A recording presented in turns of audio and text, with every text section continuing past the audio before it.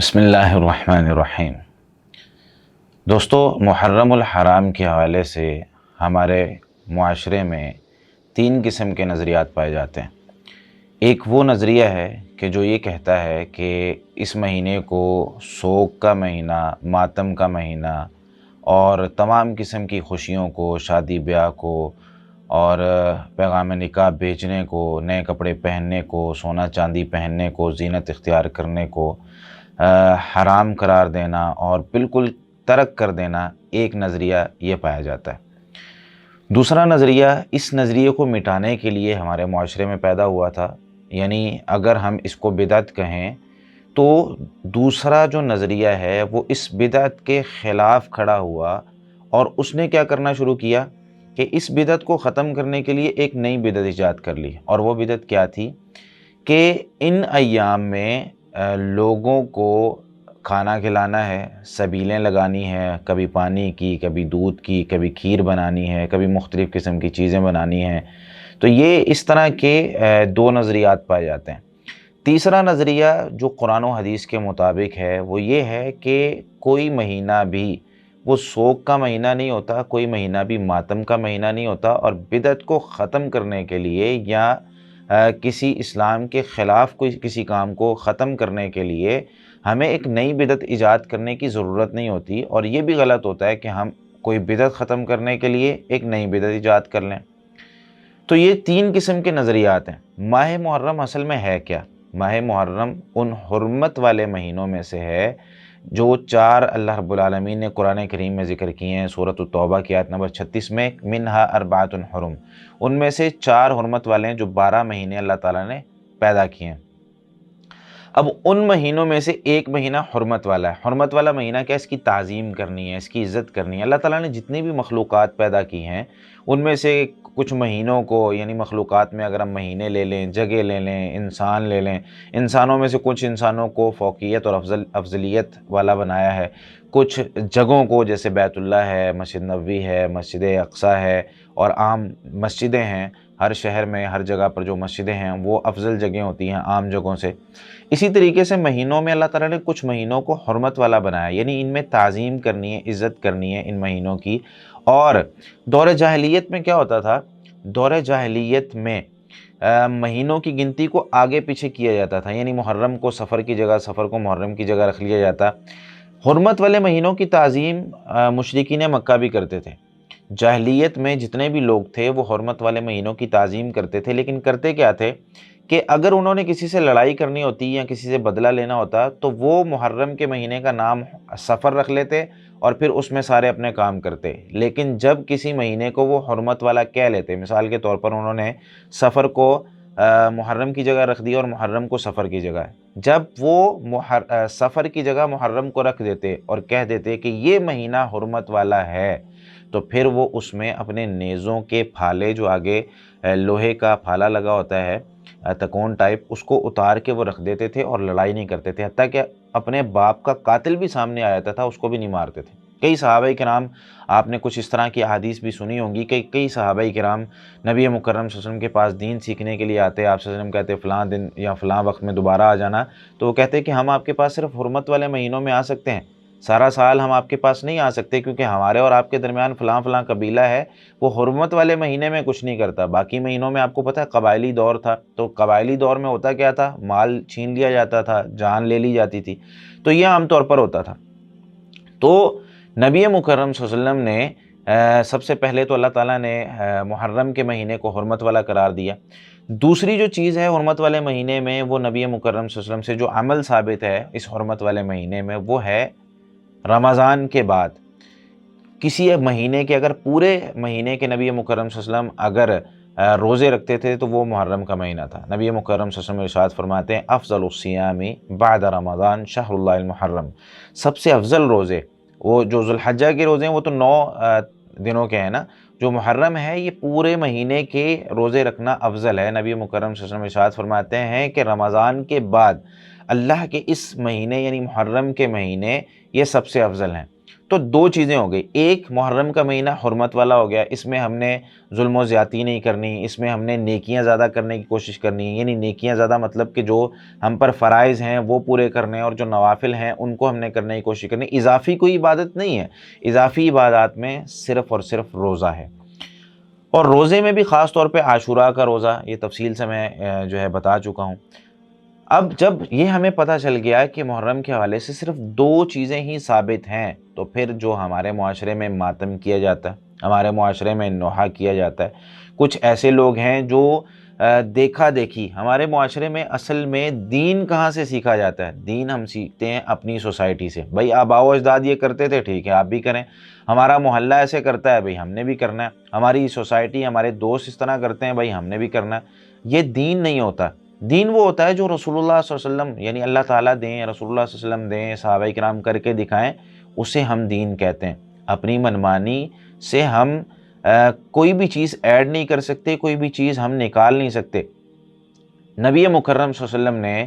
نوحہ کرنے سے، ماتم کرنے سے بالکل منع فرمایا، اور اس مہینے میں ہمارے معاشرے میں کچھ مسلمان دیکھا دیکھی رکشوں میں، بسوں میں، گاڑیوں میں مرثیہ چلایا ہوتا ہے، نوحے چلا رہے ہوتے ہیں، اور اس طرح کے اشعار جس میں واویلا اور مر جانا، اور جس طرح انسان بہت دکھی ہوتا ہے کہ بھائی بہت مجھ پر جو ہیں ظلم ڈھائے گئے ہیں، یا سیدنا حسین رضی اللہ تعالیٰ عنہ کے حوالے سے جو ہے، یا فاطمہ رضی اللہ تعالیٰ عنہ کے حوالے سے بہت زیادہ جو ہے لوگ مرثیہ اور اس طرح کی چیزیں جو ہیں وہ سن رہے ہوتے ہیں۔ میرے بھائی 11 مہینے تک یہ کون سا سوگ ہے، یا یہ کون سا نوحہ اور ماتم ہے جو ہمیں 12ویں مہینے جا کر یاد آتا ہے؟ یعنی 11 مہینے تک ہمیں کسی کی بھی شہادت کا افسوس نہیں ہوتا۔ 11 مہینے تک ہم خوشی خوشی اپنے سب کام کر رہے ہوتے ہیں، لیکن جیسے ہی محرم شروع ہوتا ہے ہم دکھ اور افسوس میں چلے جاتے ہیں کہ پتہ نہیں اب ہمیں اس مہینے میں کیا کرنا ہے۔ یعنی اس مہینے میں اتنا افسوس کیا جاتا ہے کہ ساری جس طرح کہ دنیا ایک طرف ہو جائے اور لوگ جو ہیں وہ رونے لگ جاتے ہیں، شادی بیاہ نہیں کرتے۔ میرے بھائی یہ ساری چیزیں غلط ہیں۔ نوحہ اور ماتم خاص طور پہ رسول اللہ صلی اللہ علیہ وسلم نے اس سے منع فرمایا۔ احادیث کچھ نبی مکرم صلی اللہ علیہ وسلم کی میں آپ کو سنا دیتا ہوں۔ سب سے پہلے حدیث ہے صحیح بخاری میں 1284 نمبر، جس میں سیدنا اسامہ رضی اللہ تعالیٰ عنہ فرماتے ہیں کہ رسول اللہ صلی اللہ علیہ وسلم کی ایک بیٹی نے آپ صلی اللہ علیہ وسلم کی طرف پیغام بھیجا، نوحہ اور ماتم، اس سے پہلے اگر ہم یہ سمجھ لیں کہ اگر کسی شخص کی وفات پہ یا کسی قریبی کی وفات پہ آنکھوں سے آنسو آ جائیں، انسان غمگین ہو، اس کو رونا آ جائے، تو یہ کوئی مسئلہ نہیں ہے۔ لیکن انسان اس مصیبت میں اپنے آپ کو پیٹنا شروع کر دے، اپنے گریبان کو پھاڑنا شروع کر دے، اپنے چہرے کو نوچنا شروع کر دے، بال کھولے اور واویلا کرے، چیخو پکار کر کے کہے کہ ہائے افسوس، میں کیوں نہیں مر گیا یا میں کیوں نہیں مر گئی، اس طرح کا واویلا بالکل اسلام میں منع ہے۔ سیدنا اسامہ رضی اللہ تعالیٰ عنہ فرماتے ہیں کہ رسول اللہ صلی اللہ علیہ وسلم کی بیٹیوں میں سے ایک بیٹی نے آپ صلی اللہ علیہ وسلم کی طرف پیغام بھیجا کہ ان کا بیٹا بہت سخت حالت میں ہے، بیمار ہے۔ تو آپ صلی اللہ علیہ وسلم ان کی طرف گئے۔ سیدنا سعد بن عبادہ، سیدنا معاذ بن جبل بھی نبی مکرم صلی اللہ علیہ وسلم کے ساتھ تھے۔ تو آپ صلی اللہ علیہ وسلم کو جب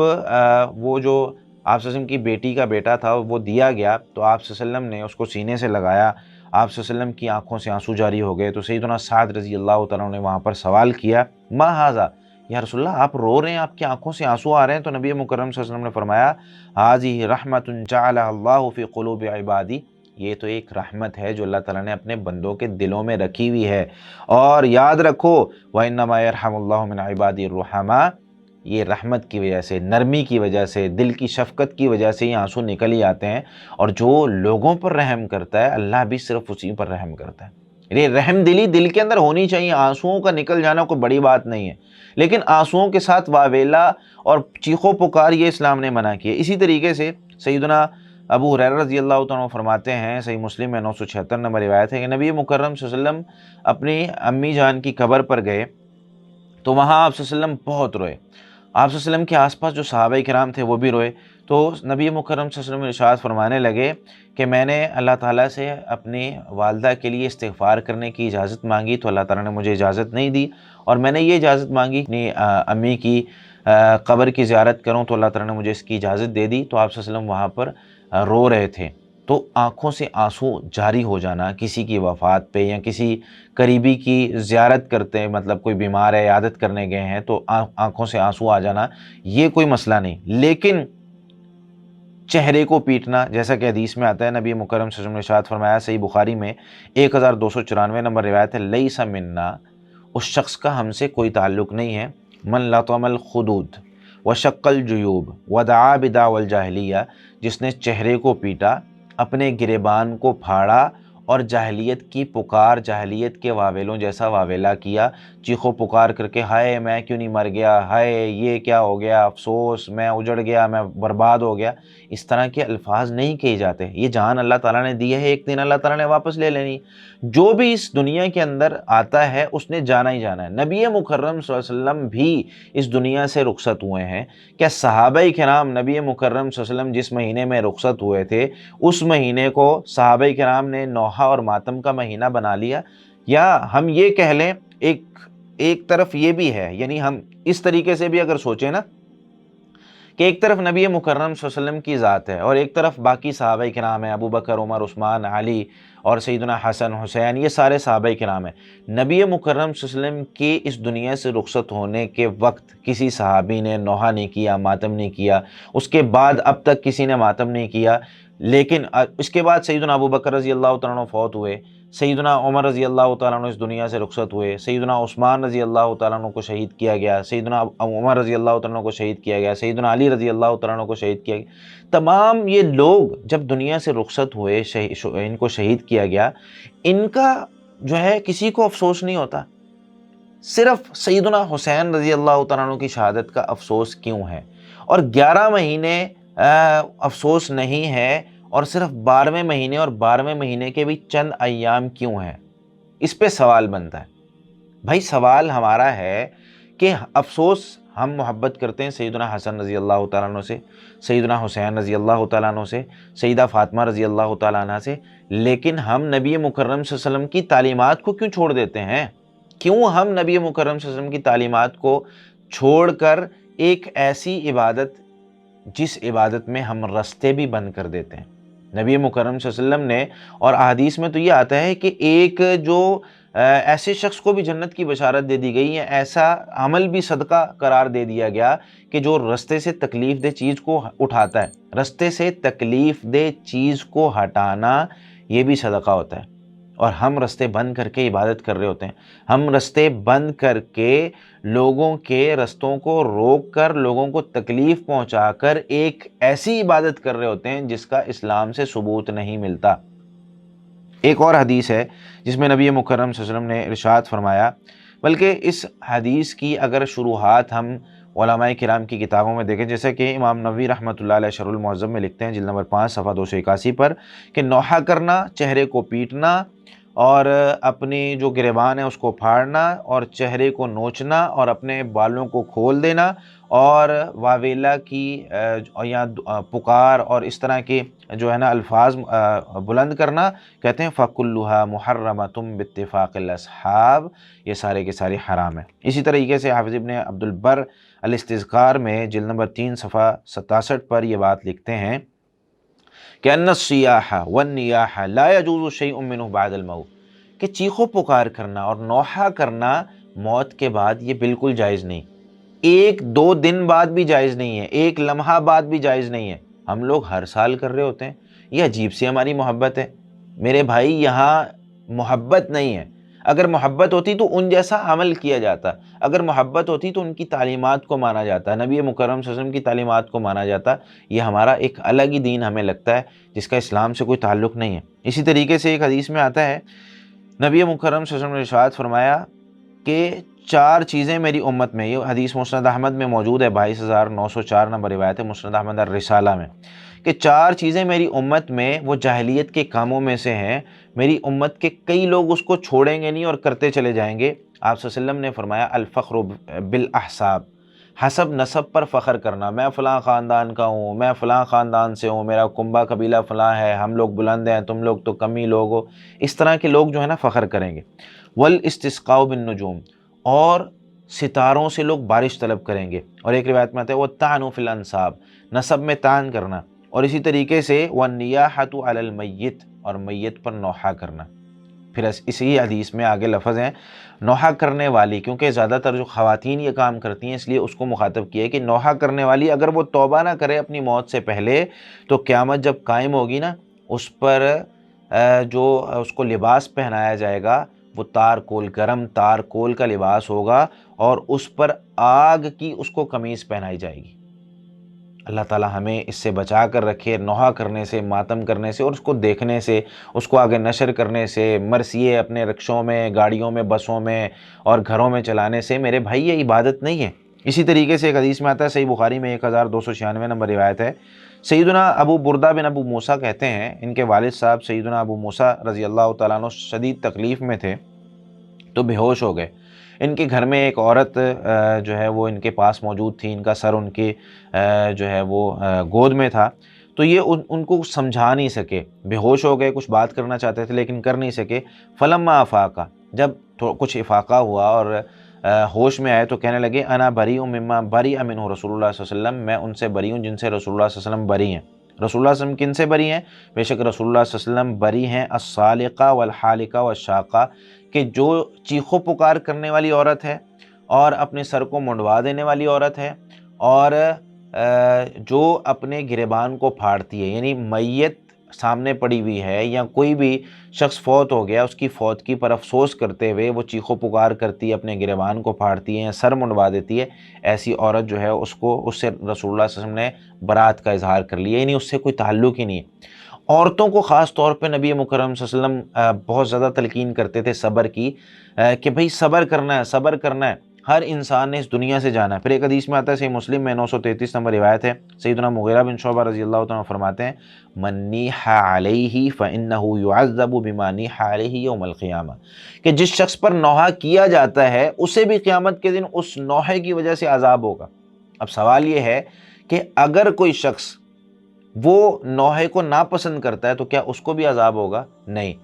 ہمیں یہ تعلیم دی گئی ہے کہ ہم سمجھائیں اپنے گھر والوں کو، لیکن اگر ہم پسند کرتے ہیں، مثال کے طور پر میں پسند کرتا ہوں جب میں فوت ہو جاؤں میرے گھر والے اونچی اونچی آواز سے روئیں، میرے جو مناقب ہیں اور میرے فضائل ہیں وہ ذکر کریں، ہائے بہت اچھا تھا، فلاں کام کرتا تھا، فلاں کام کرتا تھا، اگر اس طرح کی باتیں لوگ ذکر کریں اور میں اس سے زندگی میں خوش ہوتا ہوں، ان کو منع نہیں کرتا، تو ظاہر سی بات ہے پھر میں اس پر راضی ہوں، اور میرے مرنے کے بعد اگر لوگ نوحہ کرتے ہیں، میرے خاندان والے اگر وہ چیخو پکار اور واویلا کرتے ہیں تو اس کا مجھے عذاب ملے گا۔ تو مجھے بھی منع کرنا ہے اپنے خاندان کو، اپنی سوسائٹی کو، بھائی میرے مرنے کے بعد کسی نے رونا نہیں ہے، چیخنا پکارنا نہیں ہے، واویلا نہیں کرنا۔ ہاں ٹھیک ہے، آنکھوں سے آنسو آئیں گے، دل غمگین ہوگا، لیکن صبر کرنا ہے۔ یہ ہر شخص اپنے گھر والوں کو تعلیم دے، خاص طور پہ ہماری جو خواتین ہیں انہیں ان احادیث پر بہت زیادہ عمل کرنا ہے۔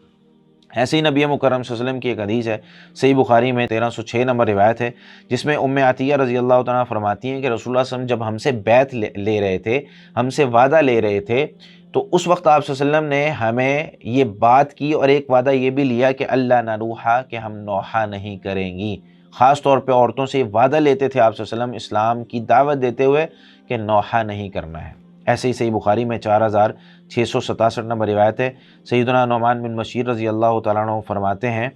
کہ عبداللہ بن رواحہ رضی اللہ تعالیٰ عنہ بے ہوش ہو گئے، تو ان کی بہن جو ہے وہ رونے لگی اور واویلا کرنے لگی، وا جبلا وا قضا وا قضا، اس طریقے سے ہائے افسوس کیا ہو گیا تجھے، بہت اس طرح کے الفاظ کہنے لگی۔ تو کہنے لگے جب ان کو افاقہ ہوا نا تو کہنے لگے ما قلت شیئا الا قیل لی انت کذالک، جو بھی تو کہہ رہی تھی نا میرے خواب میں یا میری بے ہوشی کی حالت میں مجھے فرشتے آ کے کہہ رہے تھے کہ تو ایسا ہے، تو اپنے گھر والوں کو سمجھا نہیں سکتا، یعنی آپ اپنے گھر والوں کو سمجھا نہیں سکتے۔ تو میرے بھائی یہ جو نوحہ ہوتا ہے اس کے ذریعے میت کو عذاب ہوتا ہے، اور میت کو چاہیے، یعنی جو شخص ابھی زندہ ہے وہ اپنے گھر والوں کو وصیت کر کے جائے کہ نوحہ ماتم، اپنے گریبان کو پھاڑنا، چہرے کو نوچنا، بالوں کو بکھیر کے ایک ایسی حالت میں بیٹھ جانا کہ انسان اس میں انسان ہی نہ لگے، یہ اسلام نے منع کر دیا۔ اور ایک روایت میں آتا ہے صحیح بخاری میں، اسی سے اگلی روایت ہے فلما مات لم تبکی علیہ، جب وہ فوت ہو گئے تو ان کی بہن ان پر روئی نہیں، ان کی وصیت پر عمل کی انہوں نے۔ इसी तरीके से सही मुस्लिम में 924 नंबर रिवायत है, सैयदना साद बिन उबादा रज़ी अल्लाह तआला अन्हु जब बीमार हुए तो रसूलुल्लाह सल्लल्लाहु अलैहि वसल्लम इनकी इयादत करने के लिए आए। साथ अब्दुर्रहमान बिन औफ, सैयदना साद बिन अबी वक्कास, सैयदना अब्दुल्लाह बिन मसूद रज़ी अल्लाह तआला अन्हुम भी थे। तो रसूलुल्लाह सल्लल्लाहु अलैहि वसल्लम जब उनके पास पहुँचे तो वो बेहोशी की हालत में थे। तो आप सल्लल्लाहु अलैहि वसल्लम ने उनसे पूछा घर वालों से, अभी क्या हुआ है, कैसी तबीयत है? उन्होंने कहा कुछ बेहतर है, लेकिन अभी तक जो है वो हालत ख़राब है। तो रसूलुल्लाह सल्लल्लाहु अलैहि वसल्लम की आंखों से आंसू जारी हो गए। आप सल्लल्लाहु अलैहि वसल्लम वहाँ पर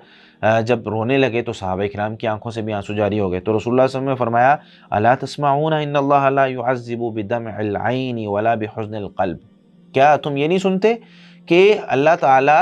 आंखों से आंसू जारी हो जाने की वजह से या दिल के गम में मुब्तला हो जाने की वजह से अजाब नहीं देता, वलाकिन युअज़्ज़िबु बिहाज़ा व अशारा इला लिसानिही औ यरहम, कि अल्लाह इस ज़ुबान के ज़रिए, यानी ज़ुबान से हम मैयत के बारे में क्या अल्फाज इस्तेमाल करते हैं, वावेला करते हैं, चीखो पुकार करते हैं, या हम जो है अफसोस के और नारे लगा के पूरी दुनिया को बता रहे होते हैं हाय मैं लुट गया, मैं बर्बाद हो गया, हम ये कर रहे होते हैं या हम सब्र कर रहे होते हैं? अगर हम ऐसा करते हैं तो इसकी वजह से अजाब दिया जाता है। इसी तरह सुनन अबू दाऊद में 3131 नंबर रिवायत है, जिसमें सैयदना उसैद बिन अबी उसैद एक सहाबिया से जिन्होंने नबी मुकर्रम सल्लल्लाहु अलैहि वसल्लम से बैत की है, उनसे रिवायत करते हुए फरमाते हैं कि वो फरमाती हैं कि जब हमसे रसूलुल्लाह सल्लल्लाहु अलैहि वसल्लम ने बैत ली तो ख़ास तौर पर आप सल्लल्लाहु अलैहि वसल्लम ने कुछ बातें वहाँ पर ज़िक्र की। उनमें से कुछ ये थी कि अल्लाह नख़मिश वजहन, कि हम चेहरे को नहीं नोचेंगी, वला नदउ वैलन, और वावेला नहीं करेंगी, वला नशुक्का जईबन, और हमने अपने गिरेबान को, अपने कपड़ों को फाड़ेंगी नहीं, वला ननशुर शारन, और हम अपने बालों को खोल नहीं देंगी और इस तरह की हालत नहीं बनाएंगी। इसी तरीके से जामे तिरमिज़ी में रिवायत है, जिसमें जामे तिरमिज़ी में हदीस का नंबर 1003 है, हसन दर्जे की रिवायत है, जिसमें सैयदना मूसा बिन अबू मूसा अल-अशअरी रज़ी अल्लाह तआला अन्हु अपने वालिद से रिवायत करते हुए फरमाते हैं, मा मिन मय्यतिन यमूतु फ़यक़ूमु बाकीही फ़यक़ूलु वा जबला वा सय्यिदा व नहव ज़ालिक इल्ला वुक्किला बिही मलकानी अलहज़ानिही अहाकज़ा कुंत। कोई भी मैयत जब फौत होती है, यानी कोई भी शख्स फौत हो, तो उसके रोने वाले जब खड़े हो जाएं और वावेला करने लगें और उसकी जो है वहाँ पर मुसीबत की बातें करने लगें और इस तरह के अल्फाज इस्तेमाल करें, तो वहाँ उस बंदे पर 2 फरिश्ते मुकर्रर कर दिए जाते हैं जो उसको वहाँ पर झंझोड़ते हैं और उसके ऊपर जो है वो सख्ती करते हैं। अहाकज़ा कुंत, क्या इस तरह का था तू दुनिया में, इस तरीके से इनको तालीम दिया करता था। और सही मुस्लिम में रिवायत है 67 नंबर रिवायत, इसमें नबी मुकर्रम सल्लल्लाहु अलैहि वसल्लम ने इरशाद फरमाया, इस्नतानि फिन्नासी हुमा बिही कुफ्रुन, 2 चीज़ें लोगों में वो अभी तक मौजूद हैं और वो कुफ्रिया काम है। कौन कौन से? अत्तानु फिन नसब, नसब में तान करना, व नियाहतु अलल मय्यत, और मैयत पर नोहा करना। मेरे भाई,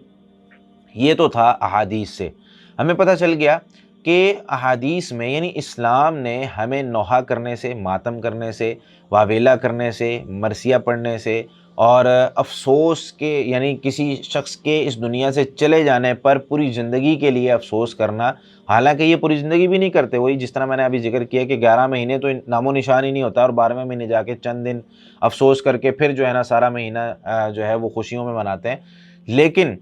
इस्लाम ने जो हमें तालीमात दी हैं वो इस तरह की बिल्कुल नहीं है। हमें सब्र करना चाहिए अगर कोई शख्स फौत हो जाए, और बिल्कुल इस तरह का मामला नहीं होता। अब मैं बात करूंगा उन लोगों की किताबों के हवाले से, यानी कुछ हवाले मैं आपको देता हूं उन लोगों की किताबों से जो ये कहते हैं कि नोहा करना चाहिए, मातम करना चाहिए, रस्ते बंद करने चाहिए,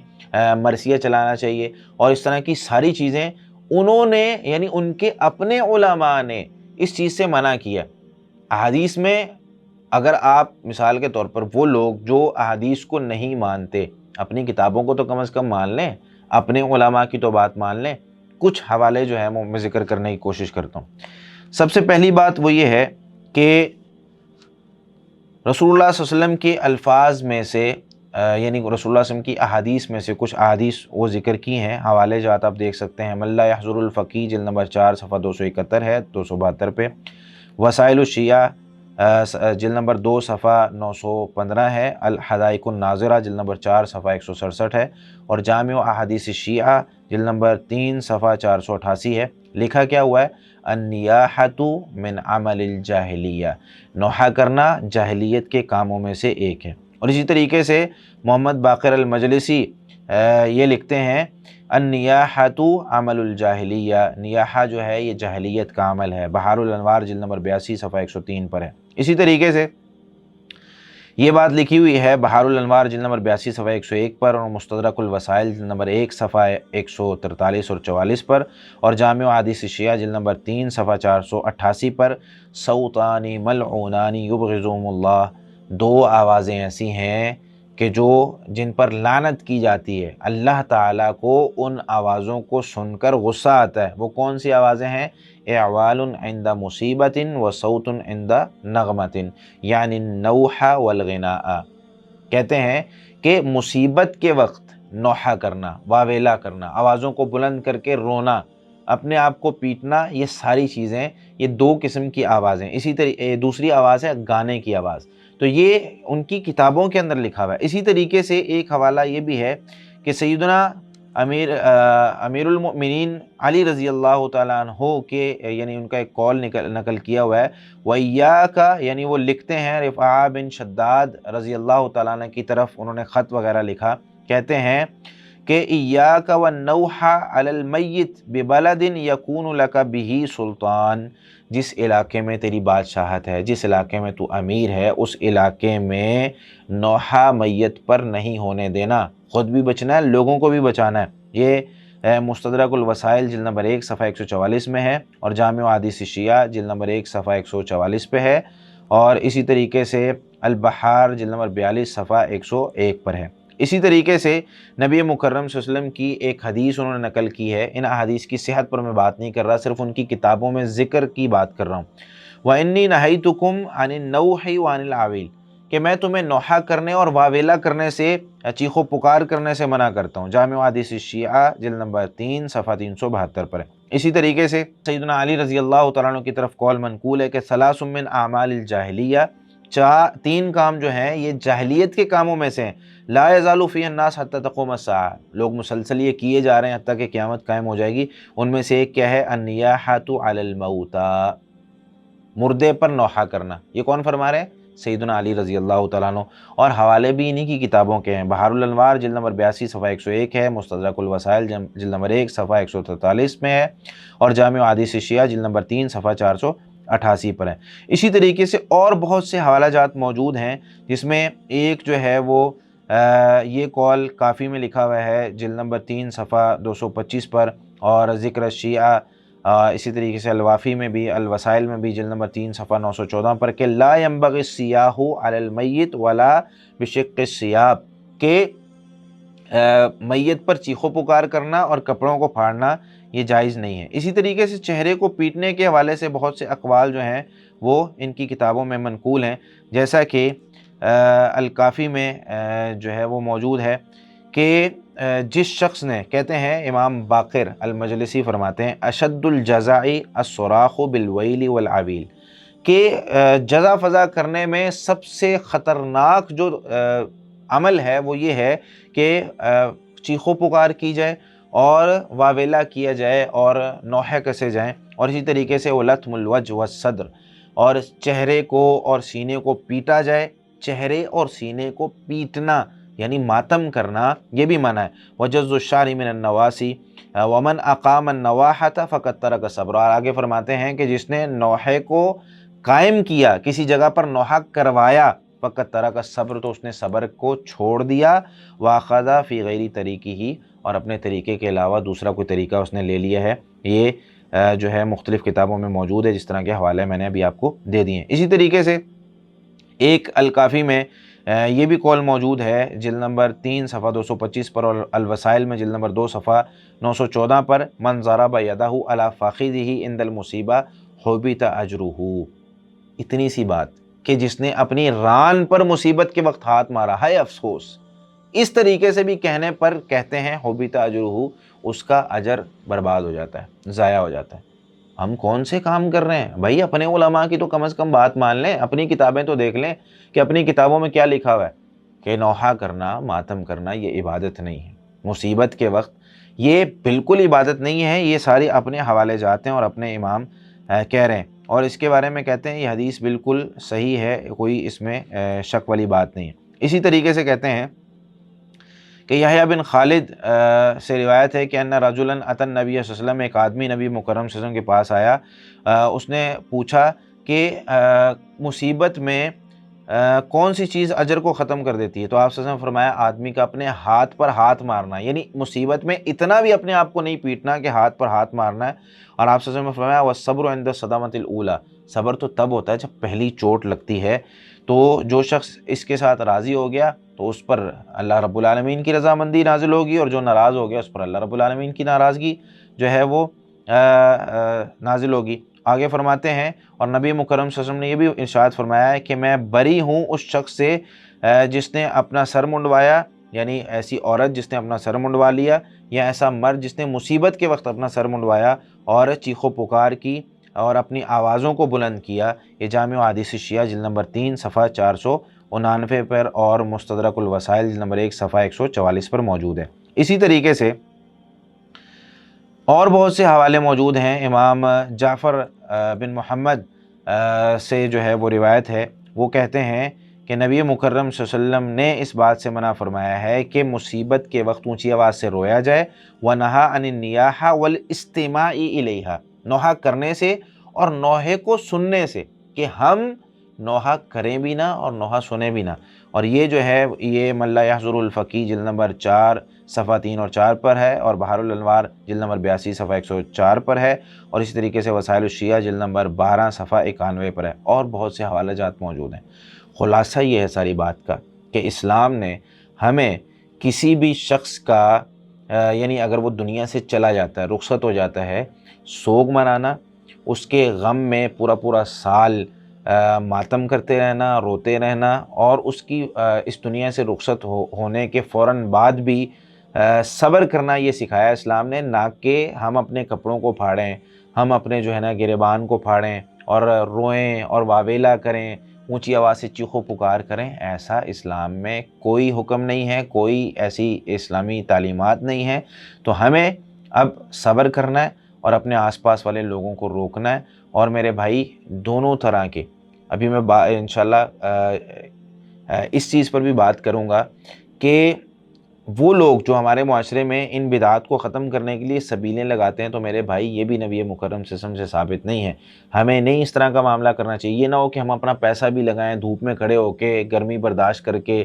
لوگوں کو پانی پلا رہے ہیں، حالانکہ ایسا نہ ہو کہ یہ پانی پلانا ہمارے لیے باعث گناہ بن جائے، یعنی ہمارے نامہ اعمال میں گناہ لکھا جائے۔